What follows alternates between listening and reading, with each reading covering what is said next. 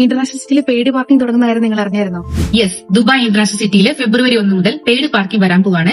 നക്കീൽ community മാനേജ്മെന്റിന്റെ official notice പ്രകാരം പല ക്ലസ്റ്റേഴ്സിലായിട്ട് പാർക്കിംഗ് സോൺ സൈൻ ബോർഡുകൾ സ്ഥാപിച്ചു തുടങ്ങിയിട്ടുണ്ട്.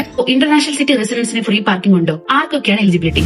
ഇന്റർനാഷണൽ സിറ്റിയിൽ ബിൽഡിംഗ് പാർക്കിംഗ് ഫെസിലിറ്റി ഇല്ലാത്ത റെസിഡൻഷ്യൽ യൂണിറ്റിലുള്ള ഒരു വൈറ്റ് ലിസ്റ്റഡ് വെഹിക്കിളിനാണ് ഈ എലിജിബിലിറ്റി ഉള്ളത്.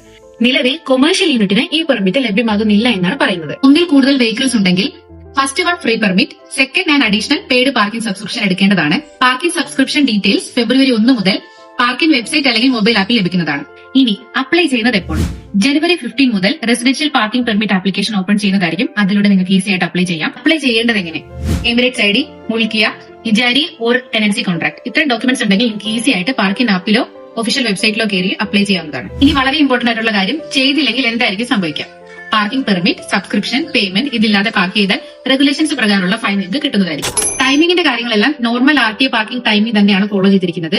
പിന്നെ ചാർജസിന്റെ കാര്യം ഞാൻ ഡിസ്ക്രിപ്ഷൻ ബോക്സിൽ മെൻഷൻ ചെയ്യുന്നുണ്ട്. ഇന്റർനാഷണൽ സിറ്റിയുടെ പാർക്കിംഗ് സോൺ കോഡാണ് 621Q.